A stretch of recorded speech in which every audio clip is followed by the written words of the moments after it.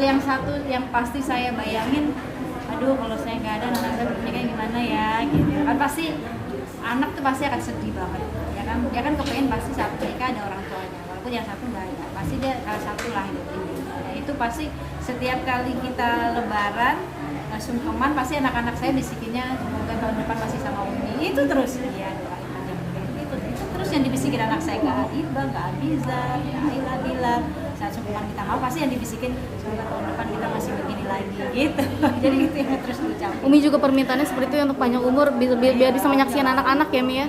Dulu kayak saya sewaktu rumah saya terbakar, yang selalu saya minta doa sama Allah, ya Allah saya kasih rezeki supaya saya bisa kasih anak saya rumah tempat tinggal sebelum saya meninggal. Kan gitu. Ya alhamdulillah Allah kasih mudah hingga saya bisa bangun rumah walaupun kerja keras selama 5 tahun saya sendiri gitu. Tapi saya udah lega, maksudnya saat saya meninggal anak saya ada tempat tinggal, udah enggak tinggal di mana-mana ngontrak sana ngontrak sini gitu. Itu udah terkabul. Dan sekarang ya Allah panjangin umur supaya saya bisa mengantarkan anak-anak saya sampai mereka berumah tangga.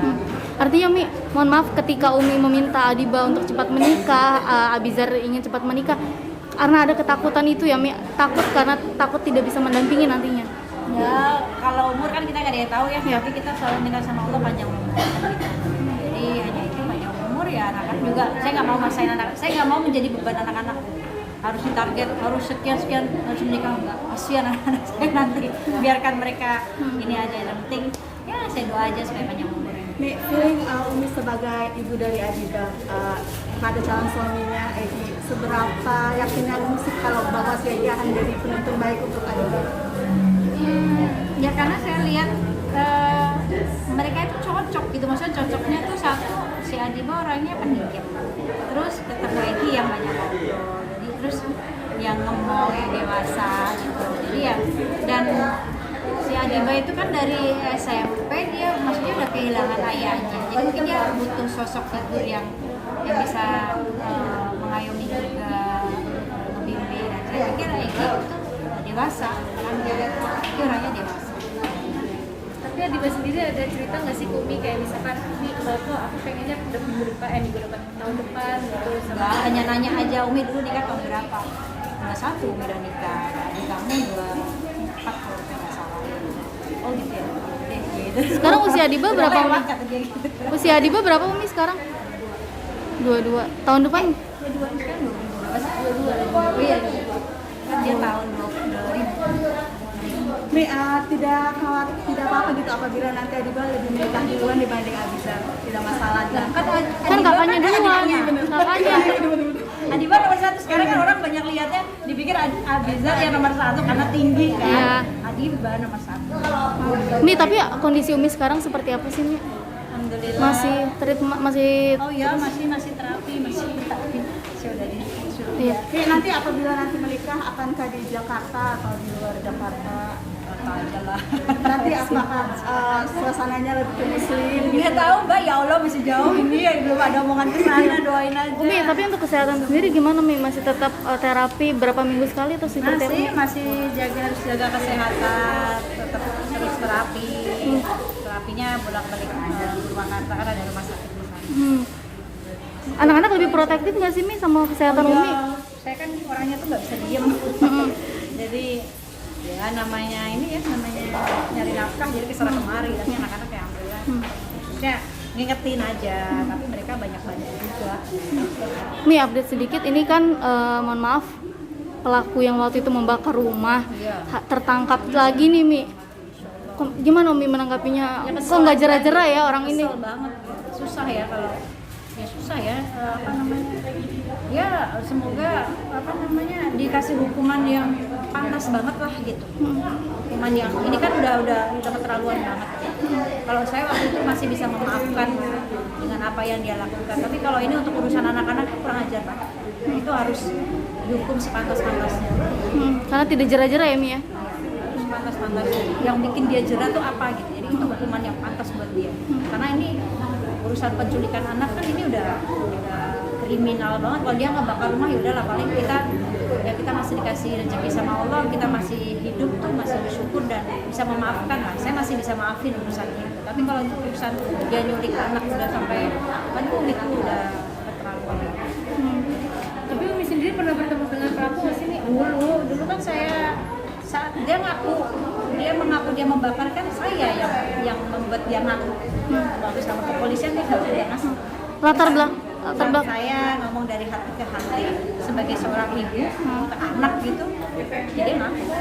apa Mi waktu itu katanya sakit hati sama Umi katanya.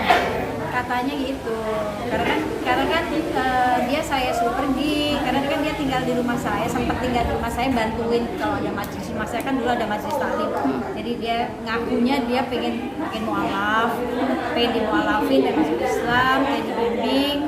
Terus saya panggil ustaz-ustaz buat mualafin dia.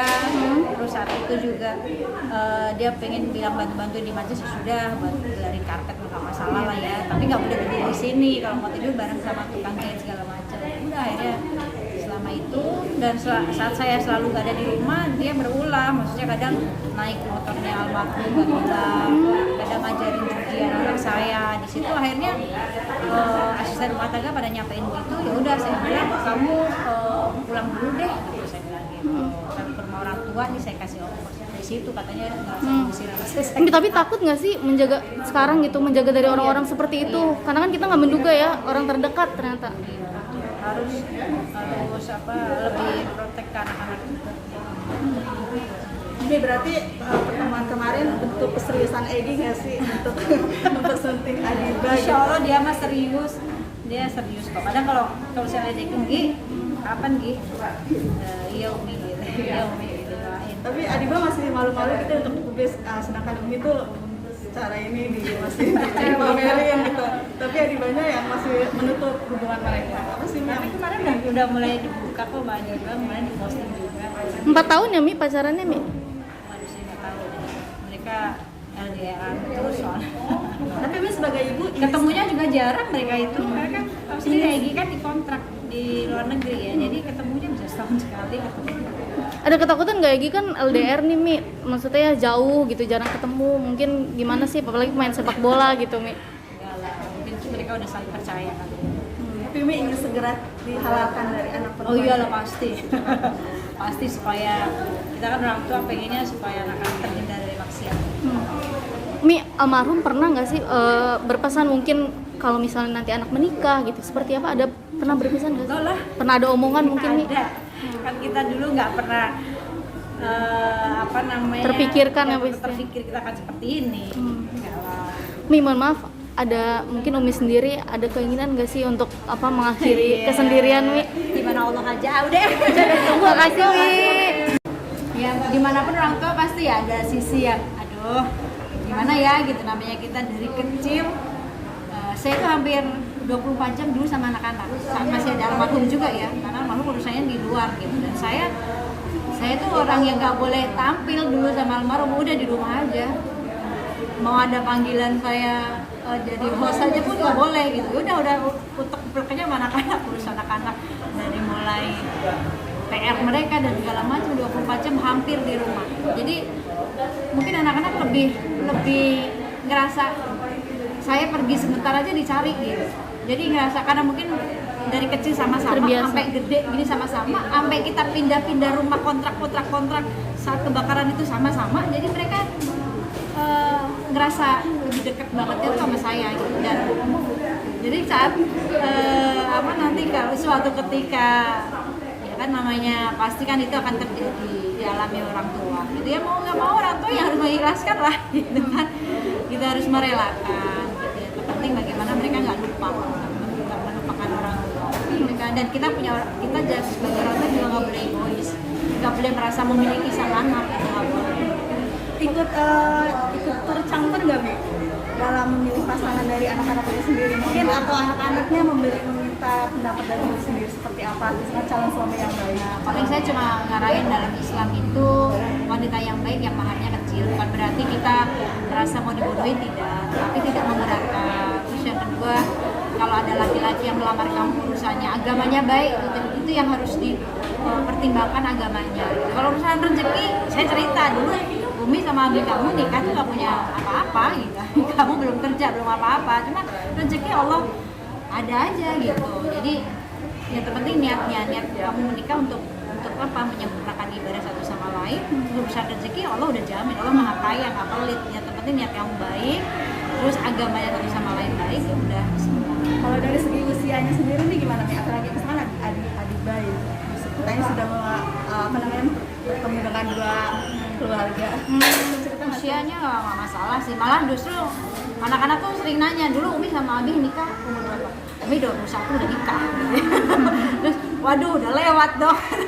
Deh setahun lagi 2 tahun lagi dia gitu. Pokoknya anak-anak bilangnya sebelum usia 25 kita udah pada nikah, pokoknya yang penting Umi panjang umur. Umi kemarin juga Sendiri gimana sih Mi? Apa tuh? Memandu keluarga di kemarin Aduh. lebaran ya Mi. bisa diceritakan nggak sih Mi kebahagiaannya sendiri? Iya bertemu aja udah kenal. Saya sama keluarganya ya itu ya udah kenal. Itu siapa sih? Sudah sampai ngomongin siapa sih? Gue sampai bingung. Sama Egi gimana Mi? sudah sampai mana nih tahapannya nih? Saling kenal. Iya, kenal aja, silaturahmi aja. Dan kebetulan juga kemarin dari keluarganya Egi juga kan ada acara kakaknya Egi dulu yang menikah. Kakaknya Egi menikah, kebetulan saya nggak bisa hadir. Ya udah perwakilan Abiba sama adiknya datang ke sana. Karena saya pas lagi ada dakwah kan. Ya, hubungannya baik. Ya kita orang tua pengennya cepet, cuma kan kembali lagi anaknya masih pada sibuk gitu kan. Bukan urusan, saya bilang menikah bukan urusan materi. Menikah bukan urusan kamu udah sanggup, udah siap materi, yang ini siap materi bukan. Tapi bagaimana menikah kamu sudah mempersiapkan diri kamu sebagai siap nggak kamu jadi seorang istri. Nah itu. Dan siap nggak Egi jadi seorang suami yang membimbing kamu itu. Jadi setiap hari harus mulai belajar yuk memperbaiki diri, menyiapkan, memantaskan diri jadi seorang istri seperti apa. Perjalanan berarti udah semakin serius ya Mi? Ya Umi nggak sih? Egi sendiri di mata Umi seperti apa? Baik, anaknya baik, santun, soleh, maksudnya ya sholatnya. Karena saya selalu lihat anak itu dari sholatnya ya. Kalau apa aja dia nggak tinggalkan gitu, pasti kan dia takut sih soalnya kalau mau melakukan hal-hal yang Tapi kesiapan Masuk ke kriteria Umi nggak sih? iya, yang penting agamanya. Saya bingung kriterianya kayak gimana, yang penting satu keyakinan, satu iman gitu kan, terus agamanya baik. Egi masuk ke dalam ini ini. masuk berapa Mi menjelang? Egi termasuk sosok yang ngomong Adiba nggak sih? Oh iya, dewasa. Mi persiapan Bukan hanya ngomong Adiba aja, kalau lagi di rumah ada adiknya juga ngomong. Aila, Bilal tuh sering main, bercanda nih. Makanya jadi pertimbangan Umi ya. Bahkan kadang bawain jaket, bawain sepatu gitu, pada seneng loh bawain misalkan punya pemain bola siapa gitu ditanda-tanda seneng lah. Nah dari segi persiapannya Nyiapin apa? Masih Ini tahap. belum, masih jauh. masih jauh nih. Belum ada omongan ke sana. Cuma memang dari keluarganya Egi juga udah terus minta Egi gitu kan kapan karena kan kakaknya kan sudah nikah. Karena Egi udah tunggu. Tapi menurut Umi Adiba sendiri persiapan sebagai seorang istri apakah sudah cukup matang? Saya ajarin terus. Apa yang diajarin Orangnya Mi? cerewet ya. Jadi dan kebetulan kan nggak ada asisten rumah tangga. Jadi ya udah saya ajarin. Ini jam segini kamu harus bantuin Umi gini. Terus soal masak juga kadang saya suruh bantuin, saya suruh liatin ini caranya begini. Ini masak ini bumbunya ini gitu udah disiapin ya. Udah diajarin yang gitu-gitu dulu sih. Umi mohon maaf Mi. Seperti biasa, saya kan ada majelis taklim. Jadi hari ini pembukaan majelis taklim sekaligus halal bihalal. Karena kemarin Ramadan kan diliburkan sama hari raya gitu. Jadi mulai buka. Seberapa sering rutinitasnya Umi? Kalau majelis setiap hari Minggu. Setiap hari Minggu ada majelis taklim di sini. Umi kesibukan sendiri sekarang sibuk apa aja sih? Ini juga kan kita lihat ada outlet ini ya. ada butik juga. Ini juga berbuka butiknya. Karena banyak yang nanya kan, bisa baju-baju saya ya udah. Jadi lantai 2 dimanfaatin buat majelis, lantai satunya buat butik. Itu memang Umi yang membuat sendiri desain Iya. semua dari Umi atau gimana Mi? Ada yang dari saya, ada yang teman-teman titip juga. Gimana menciptakan gaya desain sendiri dari seorang Ya, Umi apa Pipik? yang saya pakai aja. Kan biasanya kan kita jual ya apa yang kita pakai, kita nyaman ya kita jual. Jadi ya sederhana aja sih kalau di sini. Tapi mungkin gimana Mi, seneng nggak banyak orang yang jadiin Umi trendsetter fashion muslim gitu ya untuk wanita yang tertutup situ? Ya, saya juga masih jauh banget untuk dijadiin contoh ya. masih terus berproses. Dengan begini bukan berarti diri saya baik.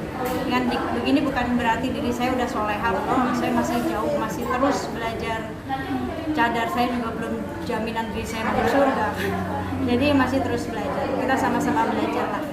Untuk terus kan semuanya berproses. Orang hijrah itu kan berproses, tapi prosesnya jangan lama-lama. Karena kita nggak tahu kematian itu kan menjumpai siapapun, baik yang muda, yang tua, semua yang sehat, yang sakit. Maka saya orang yang menikmati proses. Saya termasuk orang yang menikmati proses, dan saat berproses ya saya harus konsisten dengan proses yang sudah saya lakukan. Sampai di detik ini masih terus belajar. Mungkin tadi sedikit kasih tahu nih materi yang tadi Umi sampaikan selama halal bihalal Tentang memaafkan, kan kalau halal bihalal kan kita orang gampang banget buka open house, tapi hatinya nggak dibuka buat memaafkan orang. Jadi tadi lebih kepada ya memaafkan, bagaimana cara Rasulullah memaafkan orang lain. Mi update kegiatan mungkin sekarang Umi kegiatannya apa aja sih selain ngurus kafe, dakwah juga seperti apa mungkin kegiatannya bagi Ya Umi? ngurus anak. Ya udah lebih sering di rumah sih, maksudnya kalau nggak ada kegiatan saya di rumah. Terus ya itu bikin baju, kalau nggak ada dakwah ya saya ke pasar cari hunting bahan gitu. Paling ngobrol kafe di situ. Umi bisa bilang bermimpi dengan anak-anak perempuan Umi sendiri mengajarkan nggak sih bagaimana bermimpi dan mungkin kan nanti mereka akan mengikuti seperti ini. Saya nggak memaksakan anak-anak saya, tapi saya selalu mengajarkan menjadi wanita yang baik dari segi mana nih gitu. Kalau kan kita kalau menjadi manusia baik di depan manusia nggak akan pernah sempurna gitu. Kita pasti akan ada penilaiannya, tetapi kita baiknya di mata Allah aja gitu. Dengan prosesnya saya nggak pernah maksa anak-anak saya harus pakai cadar, tetapi bagaimana kamu menjadi muslimah yang baik di mata Allah dengan penampilan kamu, dengan pakaian kamu, menjadikan pakaian ini menjadi pakaian takwa kamu kepada Allah gitu. Semakin baik. Sebenarnya kan Adiba anak perempuan paling besar nih. Mungkin dia sudah ada keinginan belum sih Mi, atau nggak bercerita dulu sama Mi bagaimana susah senangnya menggunakan nikah. Pakai cadar. Enggak sih, anak-anak saya kayaknya masih jauh untuk sama seperti saya memakai cadar. Saya juga tidak memaksakannya. Terpenting bagaimana mereka setelah akhir balik mau melakukan tanggung jawabnya kepada Allah, menutup aurat aja itu sudah saya senang gitu. Maksudnya kan nggak mudah ya, nggak mudah untuk menyuruh anak-anak menutup aurat itu nggak mudah. Tapi bagaimana kita dari kecil udah dibiasain, dari kecil maksudnya kita lebih mengajarkan, bukan memaksa. Pakai jilbab loh, kalau nggak pakai jilbab masuk neraka, aduh siapa kita gitu. Kita aja belum dijauhin masuk surga gitu kan. Tapi lebih kepada gini loh, dalam Islam setelah akhir balik kamu ada kewajiban Allah gitu, ke Allah aja gitu. Kalau dia taat sama Allah kan pasti taat sama orang tuanya gitu kan. Jadi kewajibannya seperti ini, udah itu aja. Dia mau pakai atau enggak kita sudah mengingatkan, dan selebihnya orang tua doa. Karena orang tua nggak bisa kasih hidayah. Praktek Umi sendiri gimana sih terhadap Adiba gitu, apalagi dia sudah lebih dewasa ya dibanding adik-adiknya gitu. Semua anak-anak saya proteknya lebih kepada apa ya? Ya jangan ninggalin sholat. Terus itu aja sih, lebih ke agama ya. Kalau untuk kehidupan mereka pergaulan mereka ya saya ajarkan bahwa maksudnya mengingatkan kalian udah terjun di dunia entertain, kalian tahu resikonya seperti apa, kalian tahu mana yang baik mana yang buruk, kalian harus tahu gitu. Dan itu harus mereka harus mereka pahami gitu. Dan saya sama Uji itu nggak pernah maksa anak harus jadi apa enggak. Yang penting mereka jangan ninggalin sholat aja. Mau mereka terjun ke dunia entertain, mereka suka, itu menjadi sebuah tanggung jawab dia mencari rezeki, ya udah gitu. Kalian harus fokus jangan bawa nama orang tua, jadi diri sendiri, tapi kalian harus tahu mana baik mana buruk. Jangan pakai narkoba, jangan minum minuman keras. Nah itu yang saya tekankan terus ke anak-anak. Umi menjadi single parent nih Umi, sulit nggak sih mengurus anak gitu kan, sekarang udah pada beranjak dewasa gitu ya? Pastilah. Seperti apa mungkin Umi?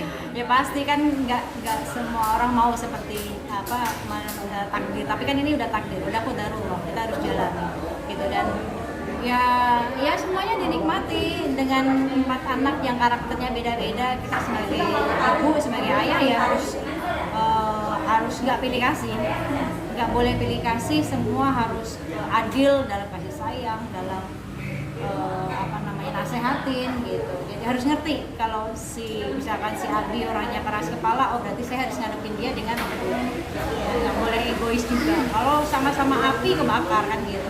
Nah kalau yang Adi orangnya pendiam, berarti kita harus paham, oh dia orangnya diem nih, nggak boleh kita paksa jadi orang rame, enggak, dia harus diem, malu-malu. Kalau yang Alia, Ali apa namanya, anak saya nomor 3, Alia orangnya baperan, berarti saya nggak boleh nih, dia orangnya sensitif nih, nggak boleh kesinggung dikit, jadi untuk memberikan perhatian semua sama, tapi untuk tahu sifat mereka saya harus lebih tahu ya. Tapi menyamakan itu loh, kayak kakak kamu tuh gini, nggak bisa, itu akan menzolimi anak sendiri. Umi, tapi kan Umi sendiri menjadi single parent, menjadi seorang ayah juga, tapi tidak bisa dipungkiri bahwasanya tidak bisa mengambil peran seutuhnya untuk menjadi seorang ayah ya Mi. Gimana mungkin cara Umi ketika ada sesuatu yang harusnya ayahnya yang mengambil peran gitu, seperti apa Mi?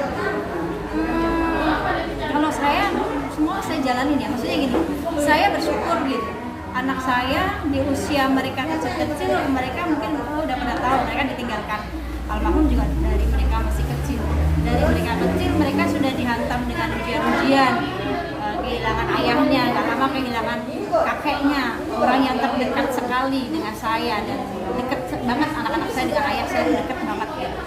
Bahkan saat ayah saya meninggal, anak saya lebih parah nangisnya gitu, kehilangannya. Terus rumahnya terbakar. Jadi mereka dengan usia segitu mereka sudah apa ya? Menurut saya mereka sudah lebih dewasa gitu, sudah bisa menempatkan yang dulu mungkin saat ada almarhum, almarhum royal, orang yang begini semua diturutin apa anak. Dan setelah itu berubah 100 derajat, anak-anak saya yang lebih memantaskan diri, tahu saat mau beli sesuatu dia nanya dulu ke uminya, Umi ada uang nggak, aku pengen beli ini. Itu pasti ditanya sama anak saya. Hatta saya pulang dari ceramah, saya bawa makanan di meja makan, pasti dia nanya, Umi ini punya siapa, makan. Segitu. Jadi buat saya mereka paham gitu, mereka memahami saya bukannya sebagai ibu, tapi ayah buat mereka.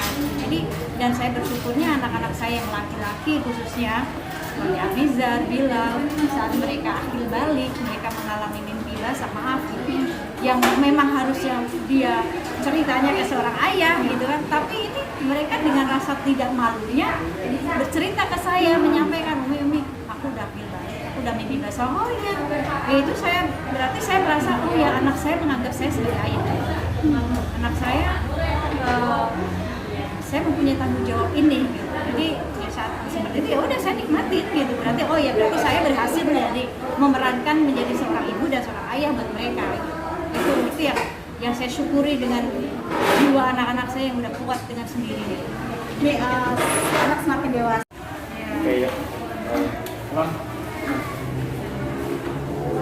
Listrik saya mati, anaknya nelpon nih. Oke. Isi hari ini mulai pengajian saya di alam. Kemarin Ramadan sempat